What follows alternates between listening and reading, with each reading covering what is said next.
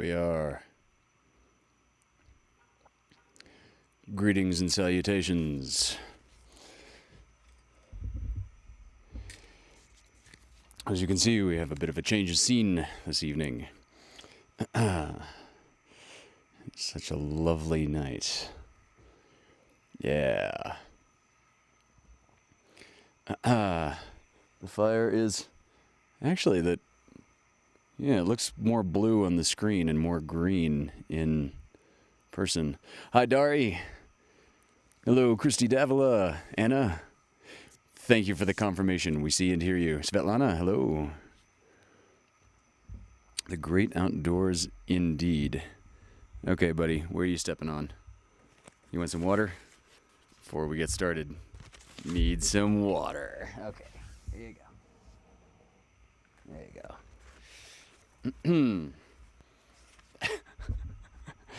He's been sitting here for 45 minutes just until the show starts, right? That's herding cats, as it were. Hello, Miss Patty Pinkstaff. Hello, Terry. I got your sweet message. Thank you very much. I'm quite behind on my responses at the moment, but I'm going to be catching up a lot in the next 12 hours. Michelle Vanderpool.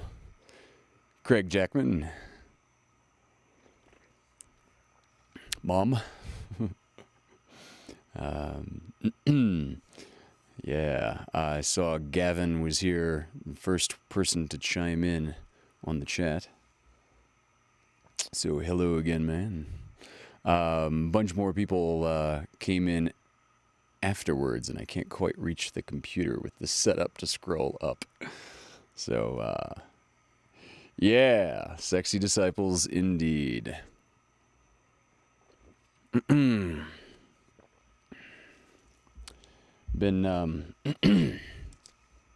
thinking about the good Olive and Ray and Dari are together waiting for the evening's story. All right, Christy, I will take your word for it, and you will be receiving a response soon. Yeah. Oh, Amanda's here. Good. Yeah, Amanda, wonderful show this evening. I've still got Cabaret stuck in my head. And your duet with Nicole was just gorgeous. Hello, Kathy B. Thank you for joining us. Emily Thatcher, hello. Boy, he's really thirsty all of a sudden. He's still right here and just drinking. Yeah, so the update for folks who... Hello, David Benjamin.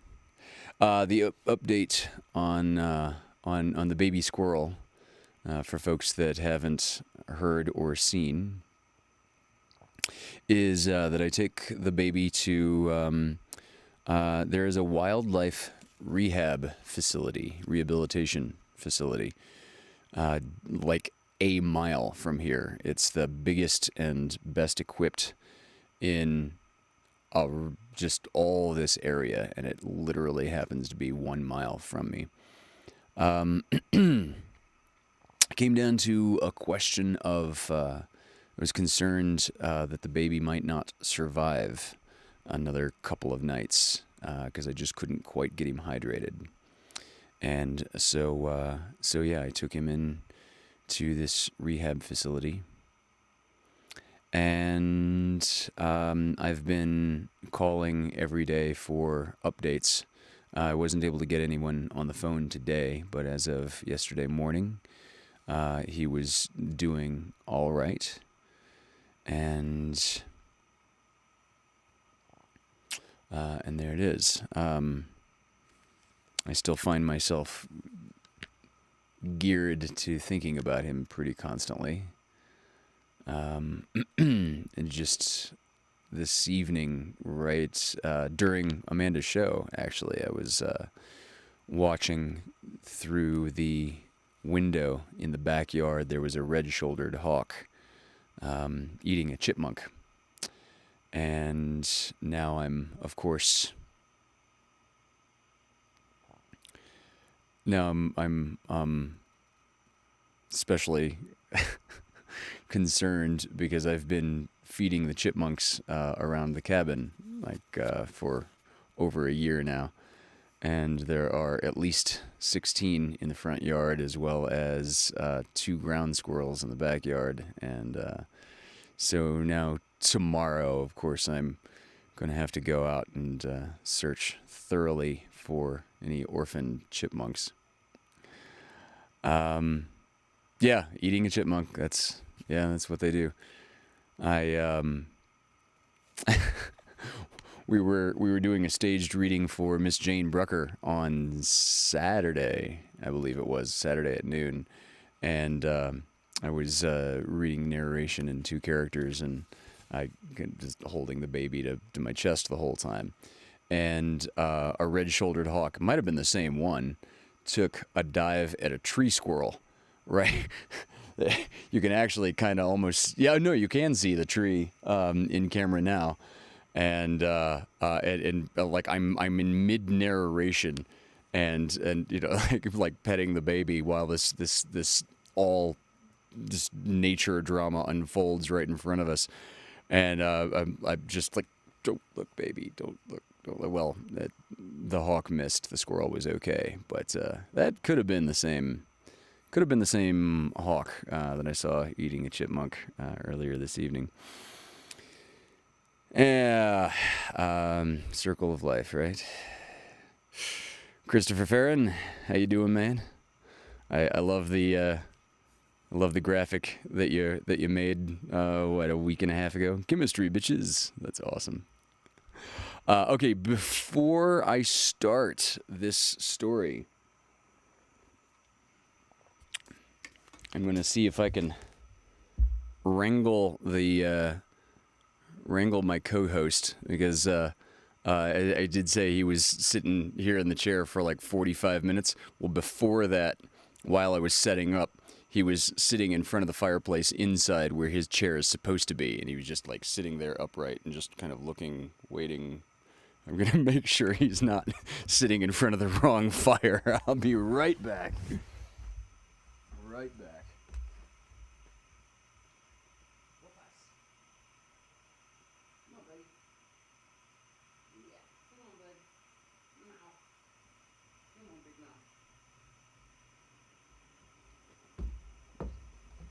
People on the internet that want to see you. Okay. There we are. Yeah. Did you get a bite? Okay. Let's get you all settled in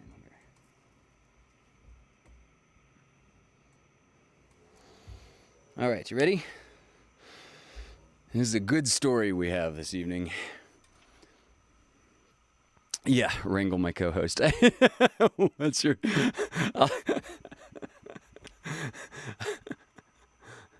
yeah, I'll text you, Paul. Olive has a car. Oh my God, I hope not.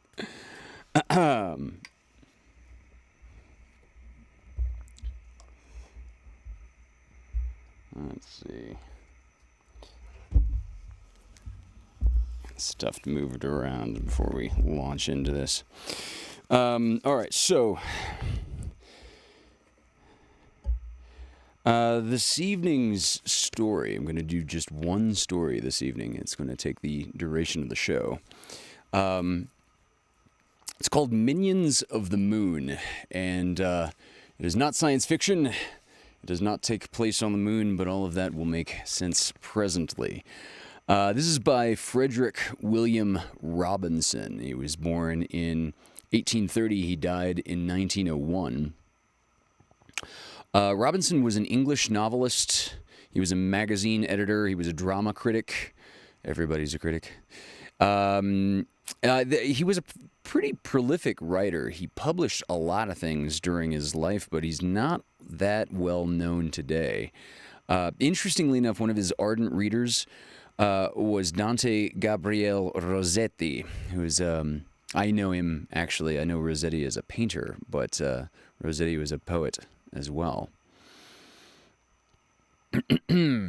So, with the preamble out of the way, this is Minions of the Moon, published in 1887 by F.W. Robinson.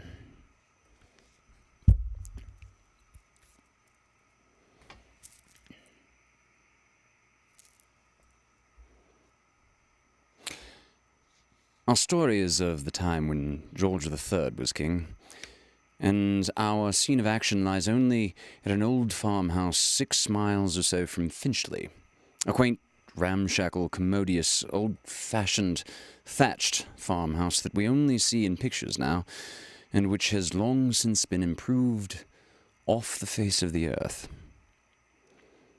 It was a farm estate that was flourishing bravely in those dear, disreputable days when few throve and many starved, and younger sons of gentry, without interest at court or parliament, either cut the country which served them so poorly, or took to business on the king's highway, and served the country badly in return.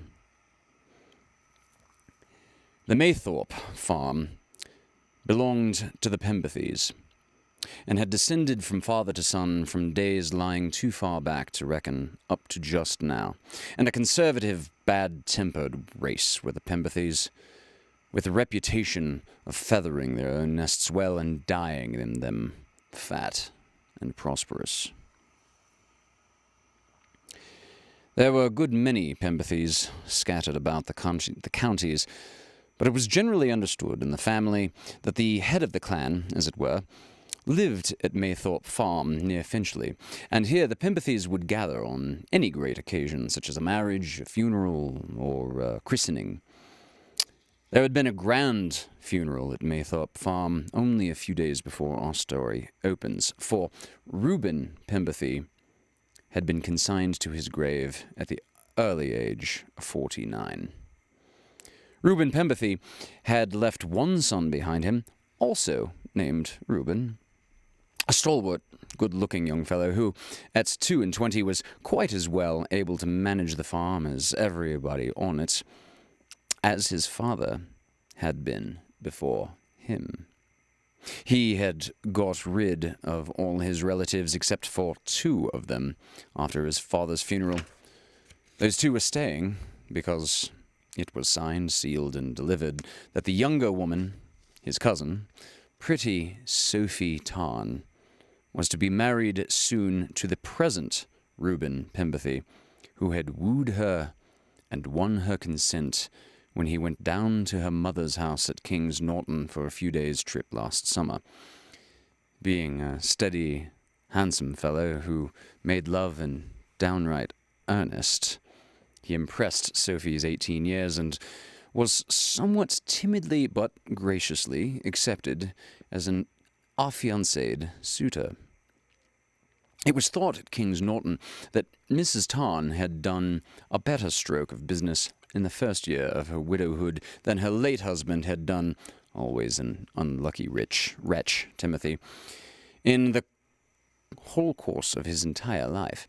And now Sophie Tarn and her mother were staying for a few days longer at Maythorpe Farm after the funeral.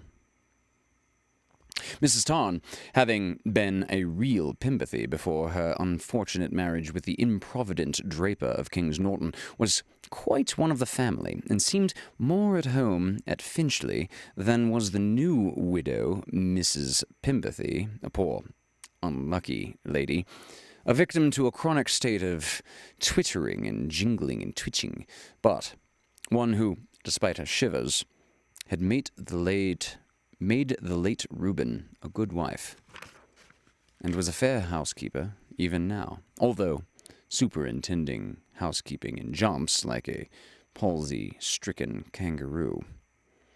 So, Sophie and her bustling mother were of material assistance to Mrs. Pemberthy, and the presence of Sophie in that house of mourning, where the mourning had been speedily got over and business had begun again with commendable celerity, was a considerable source of comfort to young Reuben. When he had leisure after business hours, which was not always the case, to resume those tender relations which had borne to him last autumn such happy fruit of promise. There was not much work to do at the farm in the winter-time, when the nights were long and the days were short, yet Reuben Pemberthy was generally busy in one way or another, and on this particular day on which our story opens, Reuben was away at High Barnet. It had been a dull, dark day, followed by a dull, dark night.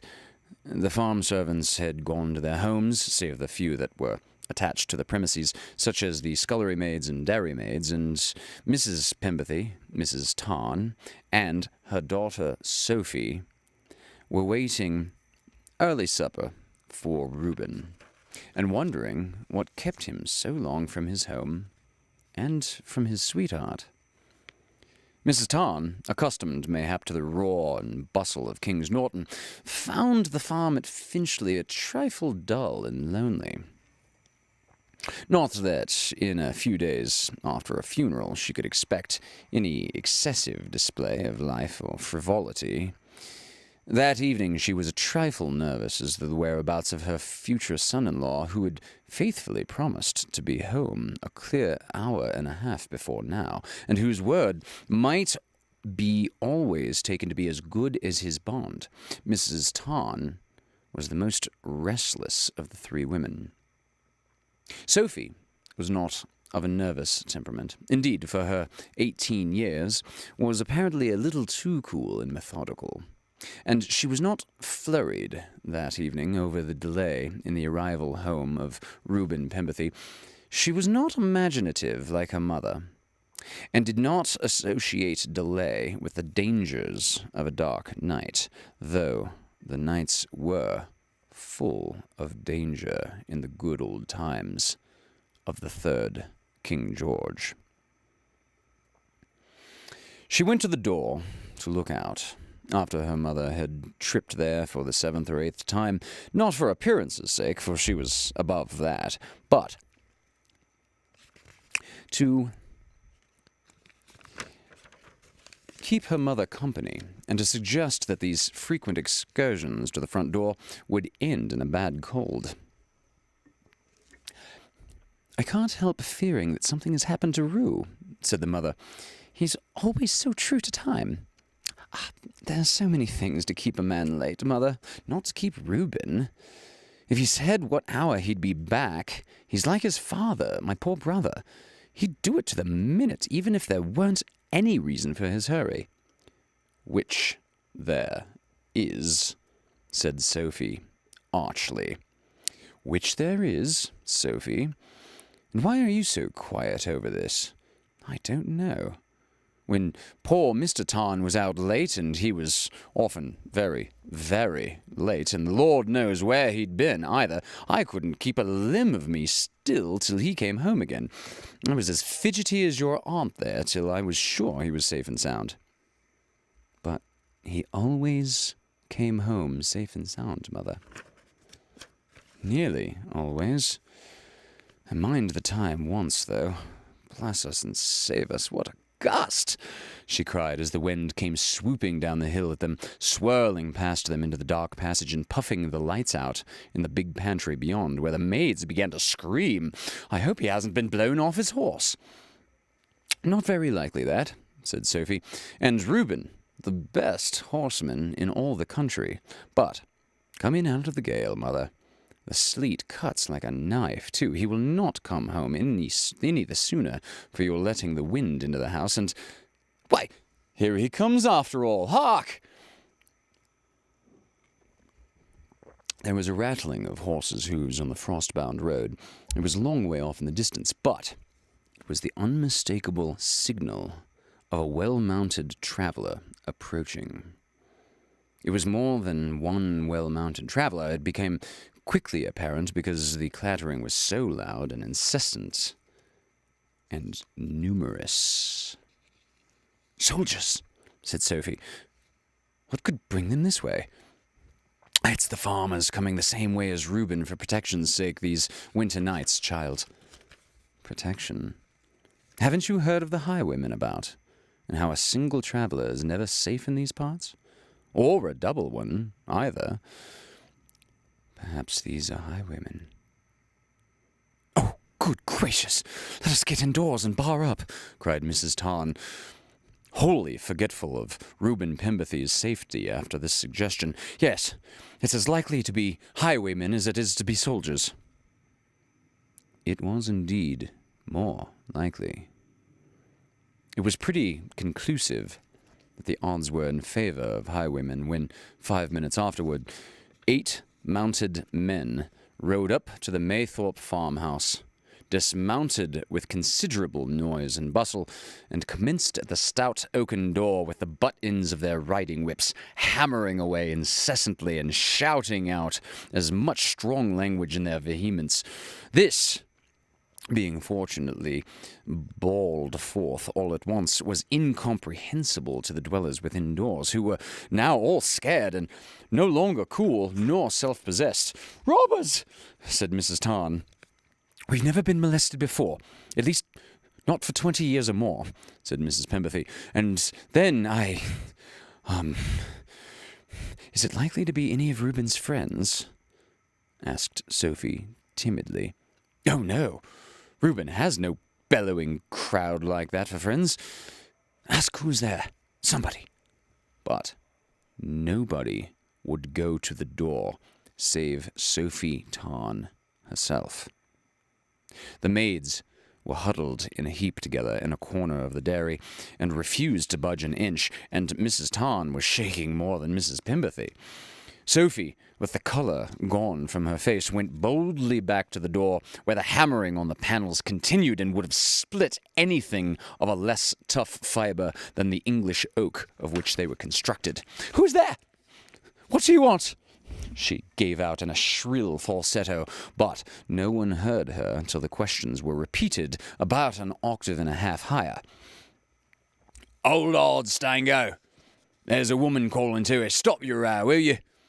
A sudden cessation of the battering ensued, and someone was heard going rapidly backward over cobblestones amid the laughter of the rest, who had all dismounted and were standing outside in the cold with their hands upon their horses' bridles. "Who's there?" asked Sophie Tarn again. "Travellers, in need of assistance, and who," began a polite and even musical voice, which was interrupted by a hoarse voice. "Open in the names of the king, will you?" "Open in the fiend's name, won't you?" called out a third and hoarser voice, "or we'll fire through the windows and burn the place down, eh?" "What do you want?" "Silence!" shouted the first one again. "Let me explain, you dogs, before you bark again." There was a pause, and the polite gentleman began again in his mellifluous voice. "We are travellers. Right, belated. We require corn for our horses, food for ourselves. There's no occasion for alarm. My friends are noisy, but harmless, I assure you. And the favour of admittance and entertainment here will be duly appreciated. To refuse your hospitality, the hospitality of the Pemberthys, is only to expose yourselves to considerable inconvenience, I may fear." "Spoken like a book, Captain." "And, as we intend to come in at all risks," added a deeper voice, "it will be better for you not to try and keep us out, d'ye hear? D'ye hear? Captain, if you shake me by the collar again, I'll put a bullet through you, I say—" "Silence! Let the worthy folks inside consider the position for 5 minutes. Not a minute longer if they don't want the place burned about their ears, mind you," cried a voice that had not spoken yet. "Who are you?" asked Sophie, still inclined to parley. "Just travellers. I've told you that."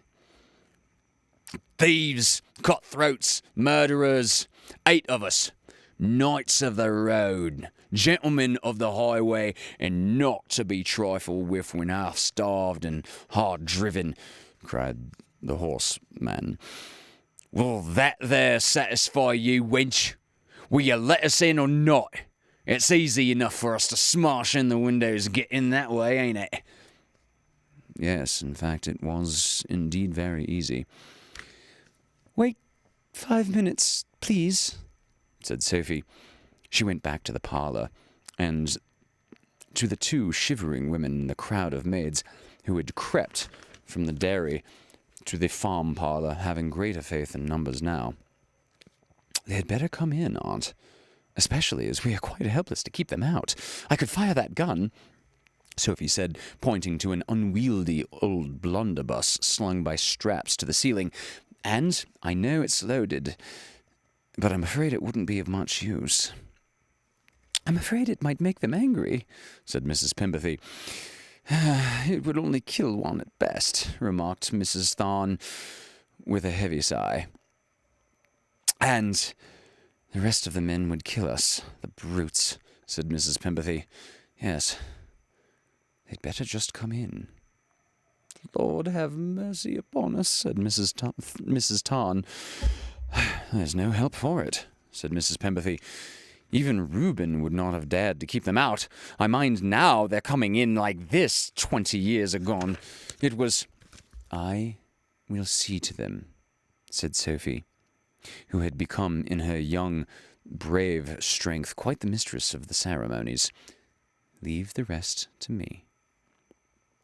And if you can persuade them to go away, began Mrs. Tarn, but her daughter had already disappeared and was parleying through the keyhole to the strangers without.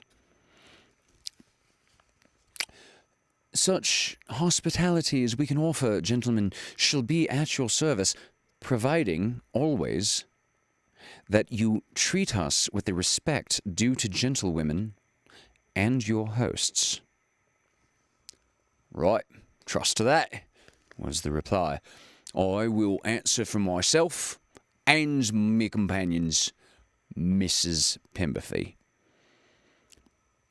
You give me your word of honour? My word of honour, he repeated. Our words of honour, and speaking for all my good friends present. Is it not so, men? Aye, that's right, chorused the good friends. And then Sophie Tarn, not without an extra plunging of the heart beneath her white crossover, unlocked the stout oaken door and let in her unwelcome visitors. 7 out of the 8 seemed to tumble in all at once, pushing against one another in their eagerness to enter, laughing and shouting and stamping with the heels of their jackboots on the bright red tiles of the hall. The 8th intruder followed, a tall, thin man, pale-faced and stern and young, with a heavy horseman's cloak falling from his shoulders, the front of which was gathered up across his arms. A handsome, yet worn face. The face of one who had seen better days and known brighter times. A picturesque kind of vagabond, take him in the candlelight. He raised his hat and bowed low to Sophie Tarn, not offering to shake hands as the rest of them had done who were crowding round her. Then he seemed to stand suddenly between them and their salutations, and to brush them unceremoniously aside. You see to the horses, Stango and Grap, he said, singling out the most obtrusive and the most black-muzzled of his gang. Mistress Pemberthy will perhaps kindly trust us for a while with the keys of the stables and of the corn bins. They are here, said Sophie, detaching them from a bunch of keys which, in true housewifely fashion, hung from her belt. The farm servants are away in the village, or they should help you, sir. We're in the habit of helping ourselves very much, said one of the highmen, dryly. Pray, don't apologise on that score, mistress. 2 of the men departed.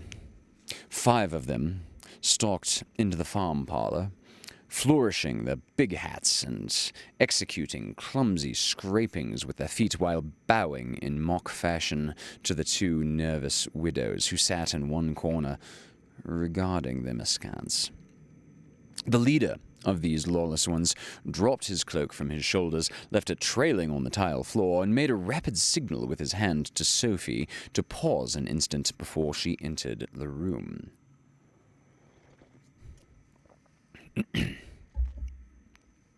Right, listen. Treat them with fair words and not too much strong of drink, he said quickly.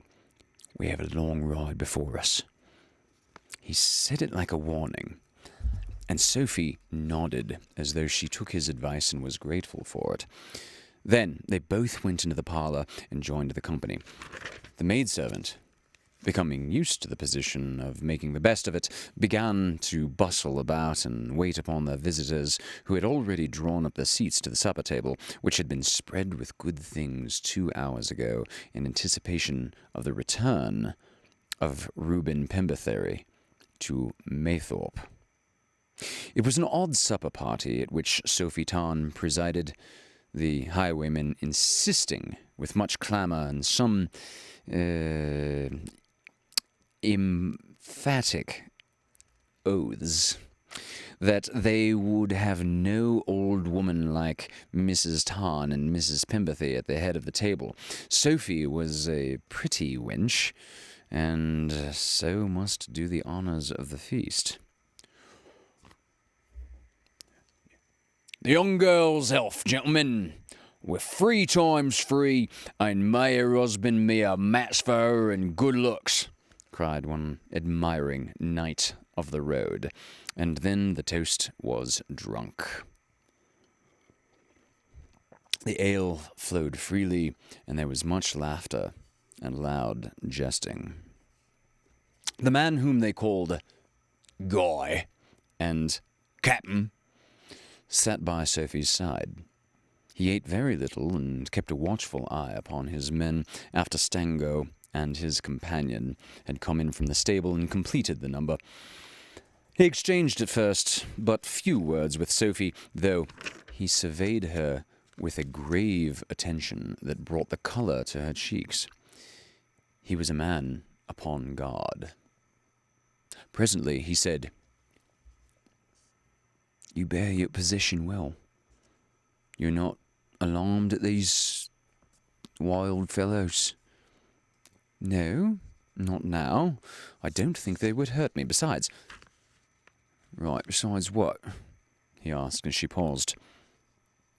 I have your word for them. Oh, yeah, he answered, but it's only a highwayman's word. I can trust it. These men can be like demons when they like Mistress Pemberthere. Sophie did not think it worthwhile to inform the gentleman that her name was not Pemberthere. In actuality, it could not possibly matter to him, and there was a difficulty in explaining the relationship she bore to the family, regardless. Why are you with such men as these? She asked, wonderingly. Well, where should I be? Where can I be else? He asked, lightly now, but it was with a forced lightness of demeanour. Sophie Tarn was quite sure. Helping your king? Not warring against him and his laws? Said Sophie, rather quickly. I owe no allegiance to King George. I have always been a ne'er-do-well, despised and scouted by a hard father and a villainous brother or two.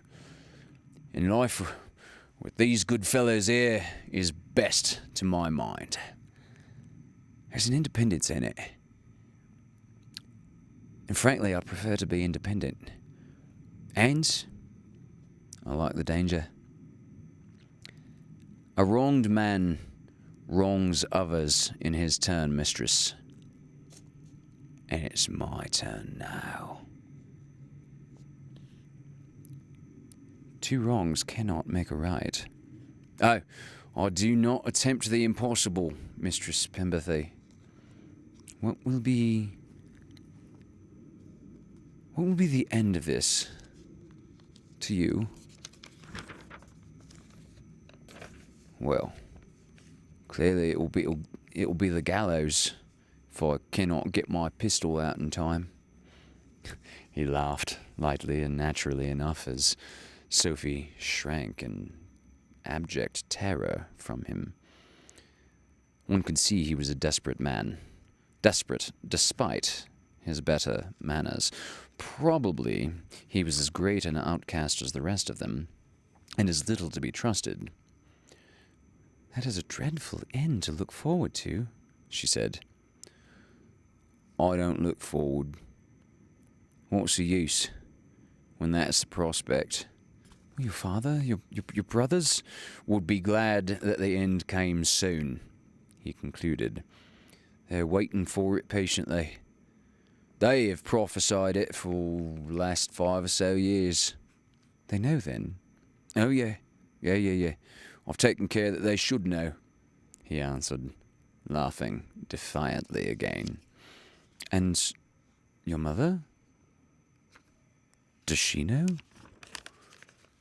He paused and looked at her very hard. Well, God forbid. So she's in heaven, where nothing is known of what goes on upon the earth. How can you tell that? There would be no peace in heaven otherwise, Mistress Pemberthy. Only great grief, intense shame, misery, despair, madness at the true knowledge of us all, he said, passionately. On earth, we men are hypocrites and liars, devils, slaves. Well, not all men, said Sophie, thinking of Rue Pemberthy. I've met none other. Perhaps I've sought none other. All me own fault. And as for me father and brothers, he added bitterly, they are worse than I am, and yet, oh, so respectable. You turned highwaymen to right, despite them, say. It's very near the truth. It will be a poor excuse to your mother when you see her again. Eh? But Sophie had no time to continue so abstruse a subject with this misanthropical freebooter. Then she clapped her hand to her side and gave a little squeak of astonishment. What's the matter? Asked Captain Guy. My keys! They've taken my keys! And, sure enough, while Sophie Tarn had been talking to the captain, someone had severed the keys from her belt and made off with them. There was only a clean-cut black ribbon dangling at her waist instead. It's that villain Stango, exclaimed the captain. I saw him pass a minute ago. He leaned over and whispered to you. To you, Kits. You remember? Right. Oh, Stango, said Kits, with far too innocent an expression to be genuine. Yeah, Stango. You know he did it. All right, I dare say he did. I don't deny it, Captain, but I don't know where he's gone. But I will know, cried the captain, striking his hand upon the table and making every glass and plate jump thereon. I will have no tricks played here without my consent. Am I your master, or are all you mine? And here, we regret to say, Captain Guy swore a rather good deal and became perfectly unheroic and inelegant and rather unromantic. But his oaths had more effect upon his unruly followers than his protests, and they sat looking at him in a half-sullen, half-shame-faced manner, and would have probably succumbed to his influence had not attention been diverted and aroused by the reappearance of Stango, who staggered in with 4 or 5 great black bottles heaped high in his arms. A tremendous shout of applause and delight heralded his return to the parlour. "We've been treated scurvily, my men," cried Stango. "Exceedingly scurvily. The best and strongest stuff in the cellar has been kept back from us. It's excellent. I've been tasting it first, lest all you should be poisoned, and there's more where this came from. Oceans more. Hurrah for Stango!" The captain's voice was heard once more above the uproar, but it was only for a minute longer. There was a rush of 6 men towards Stango, a shouting, scrambling, fighting for the spirits which he had discovered, a crash of one black bottle to the floor, with a spirit streaming over the polished boards, and the unceremonious tilting over the upper part of the supper table in the ruffians' wild eagerness for drink. "To horse! To horse, men! Have you forgotten how far we have to go?" cried the captain. But they had indeed forgotten everything, and did not heed him. They were drinking strong waters, and they were heedless of the hour and the risks they ran by a protracted stay there. In 10 minutes from that time, Saturnalia had set in, and pandemonium seemed to have unloosed its choicest specimens. They sang, they danced, they raved, they blasphemed, they crowed like cocks, they fired pistols at the chimney ornaments, they chased the maidservants from one room to another, they whirled round the room with Mrs. Tarn and Mrs. Pemberthy. They would have made a plunge at Sophie Tarn next, had not the captain, very white and stern now, stood close to her side with a cocked pistol in his right hand. "I shall shoot the first man who touches you," he said between his set teeth. "Well, I will get away from them soon. For heaven's sake, for mine, do not add to the horror of this night, sir," implored Sophie. Gentlemanly, he paused. "I beg your pardon," he said in a low tone of voice, "but I'm powerless to help you unless I quell these wolves at once. They're gone off for more drink." What is to be done?" "Can you sing, Mistress Pemberthy?" Yes, a little. At least a little they say so," she said, blushing at her own self-praise. "Sing something to gain time. I'll slip away while you're singing and get the horses round to the front door." "Do not be afraid." "Gentlemen," he cried in a loud voice, bringing the handle of his pistol smartly on the head of the man nearest to him to emphasize his discourse, "Mistress Pemberthy will oblige the company with a song. Order and attention for the lady." "A song! A song!" exclaimed the highwaymen, clapping their hands and stamping their heels upon the floor. And then, amid the pause which followed, Sophie Tarn began a plaintive little ballad in a sweet, tremulous voice, which gathered strength as she proceeded. It was a strange scene awaiting the return of Reuben Pemberthy, whose tall form stood in the doorway before Sophie had finished her sweet, simple rendering of an old English ballad. Reuben's round blue eyes were distended with surprise, and his mouth, generally very set and close, like the mouth of a steel purse, was on this special occasion, and for a while, wide open in disbelief. Sophie Tarn, singing her best to amuse this vile and disorderly crew who sat or stood around the room, half drunk with glasses in their hands, pipes in their mouths, and the formidable old-fashioned horse pistols in their pockets. And who was the handsome man with the long, black, flowing hair and a pale face standing by Sophie's side? His Sophie. This man in a suit of soiled brocade and tarnished lace, with a hat under his arm and a pistol in his hand, the leader of these robbers, the very man who had stopped him on the King's Highway 3 hours ago and taken every coin which he had brought away from Barnett, who had, with the help of these other scoundrels, getting mad drunk on his brandy, taken away his horse and left him bound to a gate by the roadside because he would not be quietly robbed, but must make a fuss over it and fight and kick in a most unbecoming fashion and without any regard for the numbers by whom he had been assailed. "I did not think you could sing like that," said the captain, quietly and in a low voice, when Sophie had finished her song, and a great shout of approval was echoing throughout the farm and many 100 yards beyond it. "You have not got the horses ready," said Sophie, becoming aware that he was still at her side. "You said, you promised—" "I could not leave you while you were singing, miss.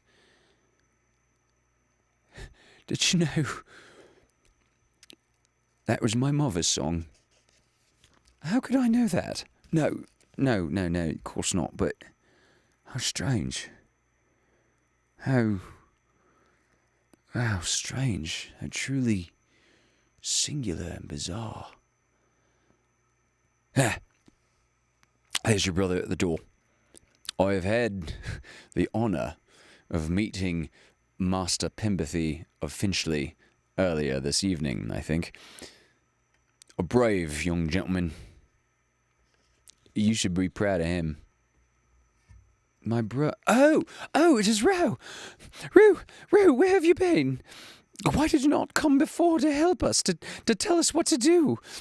And Sophie Tarn ran to him and put her arms round his neck and burst into tears. It was not a wise step on Sophie's part, but it was the reaction at the sight of her sweetheart, at the glimpse, as it were, of deliverance.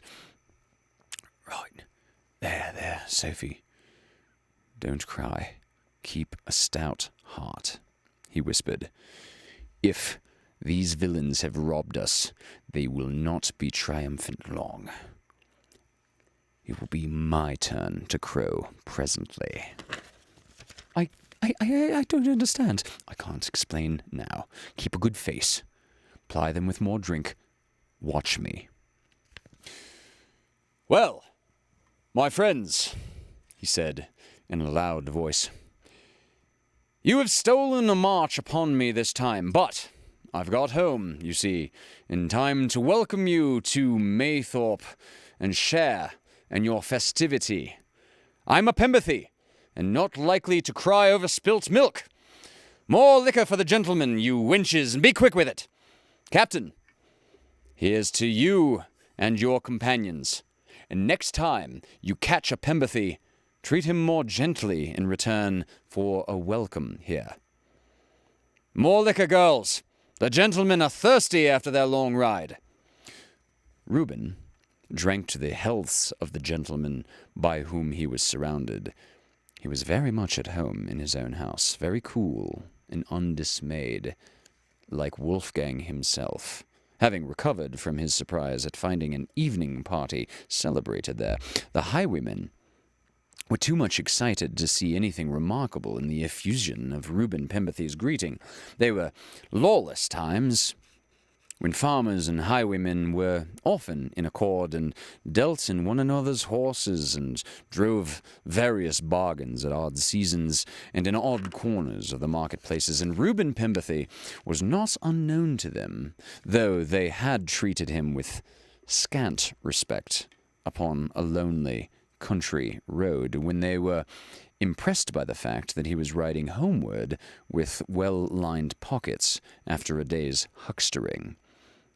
They cheered Mr. Pemberthy's sentiments, all but the captain, who regarded him very critically, although bowing very low while his health was drunk. "My cousin and my future bride, gentlemen, will sing you another song, and I don't mind following suit myself, just to show that there's no ill feeling between us. And our worthy captain, he will oblige after me, I am sure. It may be a good many years before any of us meet again." "It may," said the captain, laconically. I cannot sing any more, Reuben," cried Sophie. "Try, Sophie, for all our sakes, our home's sake, the home they would strip or burn to the ground if only they had the chance." Why do you wish to keep them here?" Sophie whispered back to him. "I was released by a troop of soldiers who were coming in this direction," he said hurriedly. "They have gone on toward Finchley in search of these robbers, but, failing to find them, they will return here as my guests till morning. That was their promise." "Oh." Sophie could not say more. Reuben had left her side and was talking and laughing with Stango as though he loved him. Your sweetheart, then, this cock of the game," said the captain to Sophie as he approached her once more. "Yes?" "I need to wish you much joy. For frankly, I see but little toward it, as the poet says," he remarked bluntly. "He will not make you a good husband." "You cannot say that." "It's a hard face that will look into yours, mistress, and when trouble comes, it will not look pleasantly. But you're going to sing again?" "I'm glad for that." "You promised to go away, long since." "I did, but the host has returned, and frankly I distrust him. I'm waiting now to see the end of it."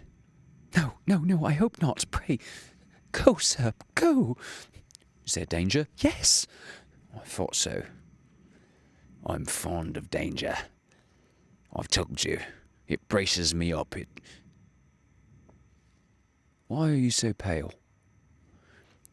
"You've been kind to me, and you've saved me from indignity. Please, pray, take your men away at once." "They will not go, and I will not desert them." "For my sake, do." A song, all right? Just no more love-making tonight, Captain. A song from the farmer's pretty lass," cried out the men, and then Sophie began to sing again, this time a love song. The song of a maiden waiting for her soldier boy to come back from the wars, a maiden waiting for him, listening for him. Hearing the tramp of his regiment on the way toward her, she looked at Captain Guy as she sang, and with much entreaty in her gaze, and he looked back at her from under the cock of his hat, which he had pulled over his brows. Then he wavered and stole out of the room. Kit was at the door, still with his mug of brandy in his hand.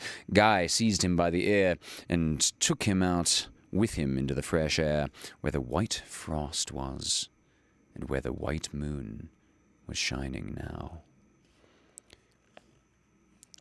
"Look, the soldiers are after us, and they know where we are, Kit. Pitch that stuff away." "No, not if I... No, sir.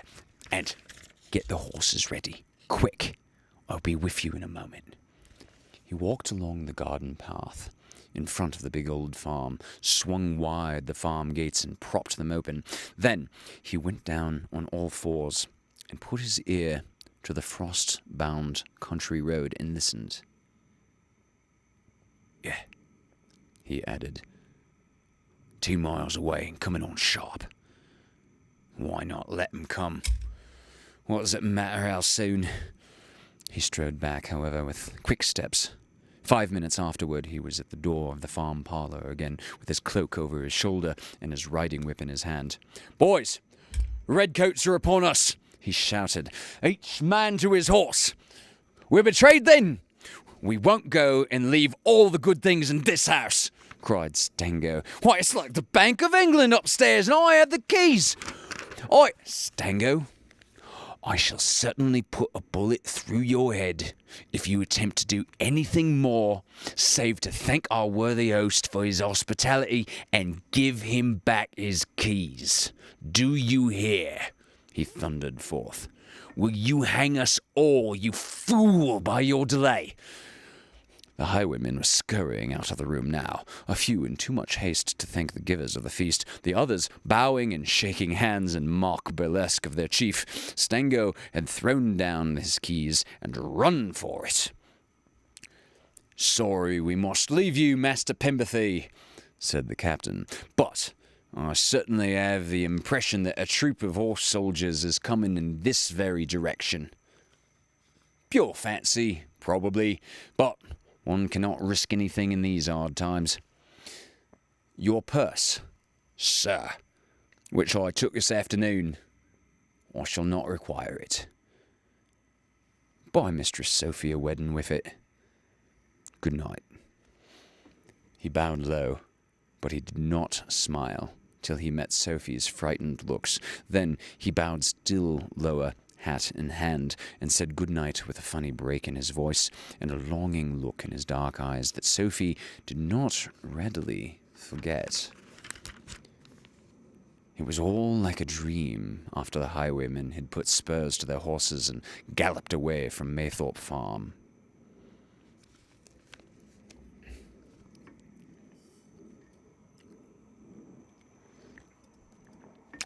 It will be 15 years, come next winter time, since the Minions of the Moon held their high carnival at the farm of Reuben Pemberthy. Save that the trees about the homestead are all full of rustling green leaves, and there is sunshine where white frost had lay, the farm looks very much the same. The great thatched roof has taken a darker tinge, and all the gold in it has turned to grey, and the walls are more weather-beaten than of yore, but it is the old farm still. Along the road comes a horseman at full speed, as though anxious to find a shelter before nightfall from the King's Highway in this direction is no safer than it used to be. People talk of Abershaw and Barrington and a man with 16 strings to his hat who are busy in this direction, but the days are long now, and it wants some hours before sundown when the traveller leaps from his horse and stands under the broad eaves of the porch where the creepers are growing luxuriantly and are full of fair white flowers. The traveller is a good horseman, though he is past the heyday of his youth. It is not for some 3 minutes afterward that his manservant, hot and powdered thick with dust, comes up on horseback after him and takes charge of his master's steed. The master is a man of 40 years or more, and looking somewhat older than his years, his hair being very grey. He stoops a little between the shoulders when off his guard, though he can look straight and stalwart enough when necessary. He's very dark. A fiercer sun than that which shines on England has burned him into a permanent copper colour, and he has a moustache that Munchausen might have envied. He knocks at the door and asks if Master Reuben Pemberthy can be seen at a moment's notice. The maidservant looks surprised, but says, "Well, my mistress is within, sir." "Reuben Pemberthy's wife, that is," he mutters, pulling thoughtfully at his long moustache. "Ah, well, perhaps she will see me." "Well, what name shall I say, my lord?" "Sir Richard Ishaw, but she will not know the name." He stands in the hall, looking about him critically. His manservant, still mounted, goes slowly back to the roadway with his master's horse and his own, where he remains in waiting. Presently, Sir Richard Eishaw is shown into the great farm parlour, very cool and full of shadow, with great green plants on the broad recesses of the open window, and bees buzzing about them from the outer world. A young woman in deep widow's weeds rises as he enters, and makes him one of those profound curtsies which were considered appropriate for the fair sex to display to those in rank and honour in the good old days when George was king. Surely, a young woman still, despite the 15 years that have passed, with a young and supple figure and a pleasantly unlined face. 18 years and 15 only make 33, and one can scarcely believe in time's inroads looking in upon Sophie Pemberthy. He is surprised, and he looks at her through tears in his dark eyes.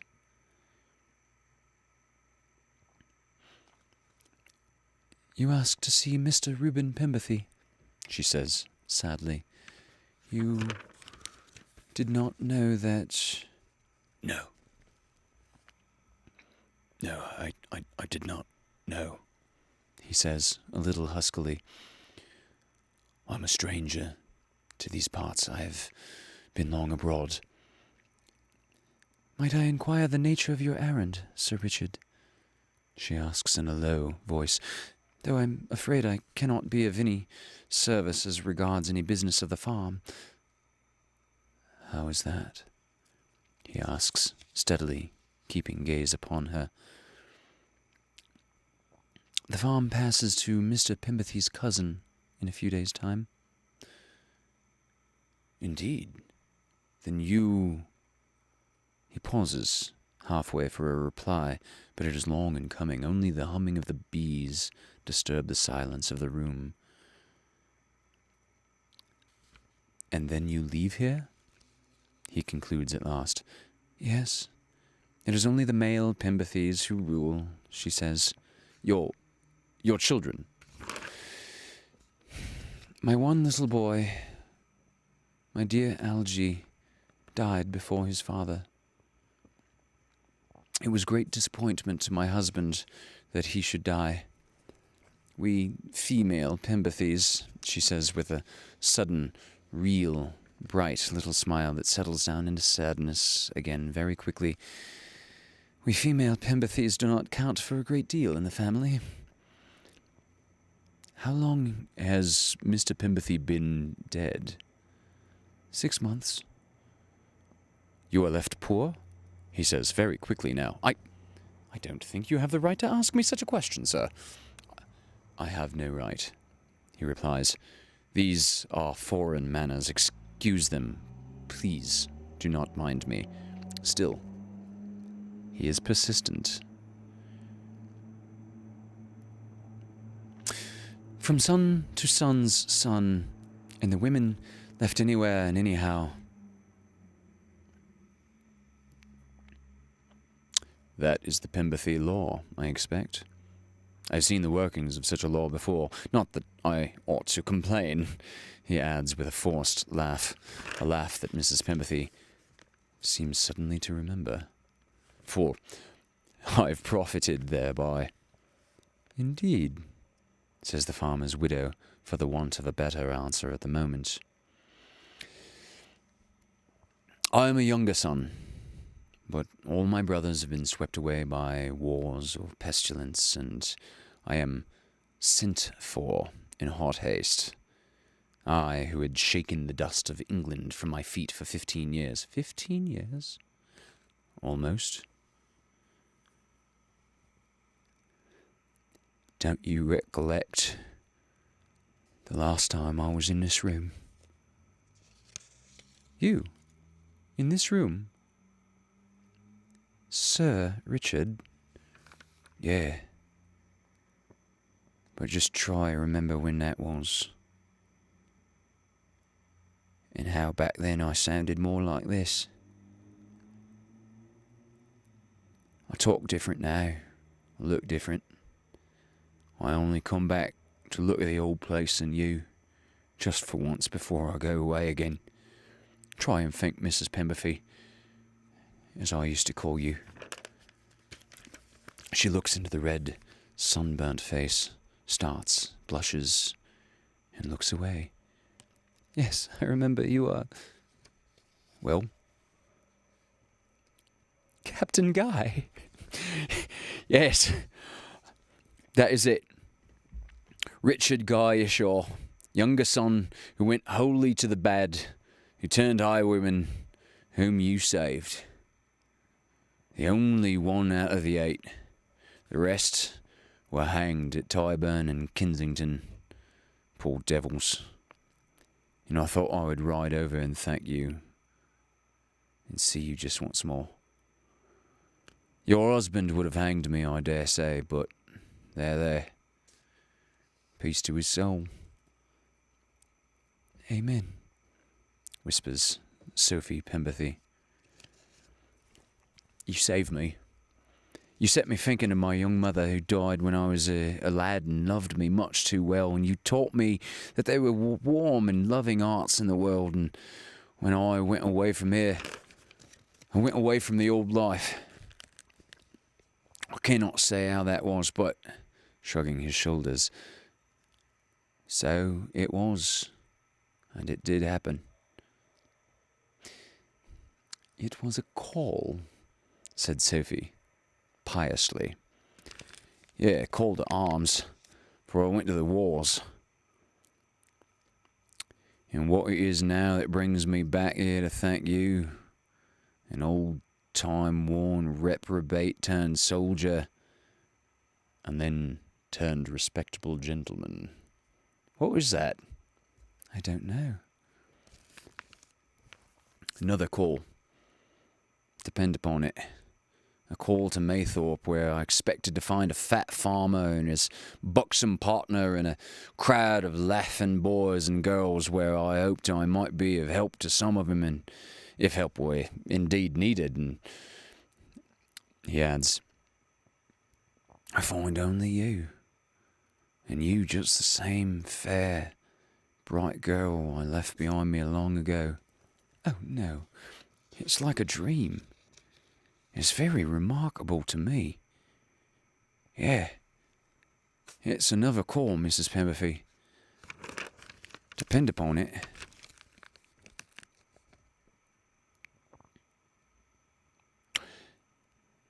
And it is not the last call, either.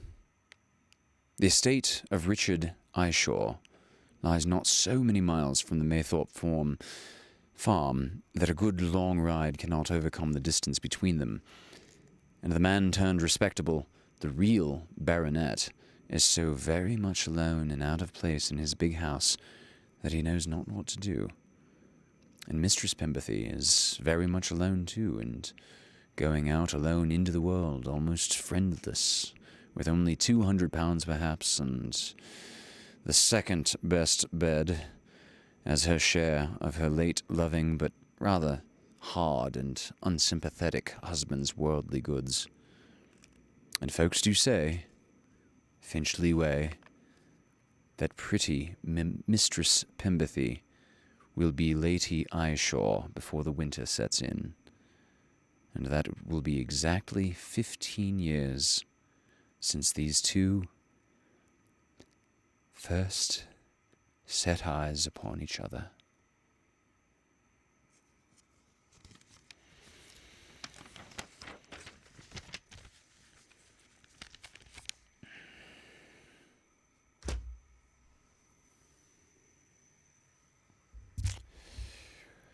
Well, that is our story's conclusion.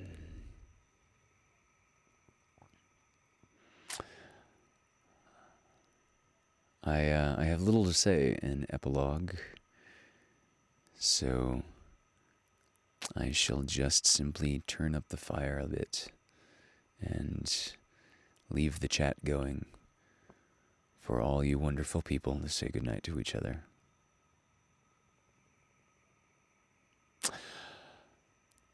We will see you Thursday night at 6 o'clock for Lovecast 61.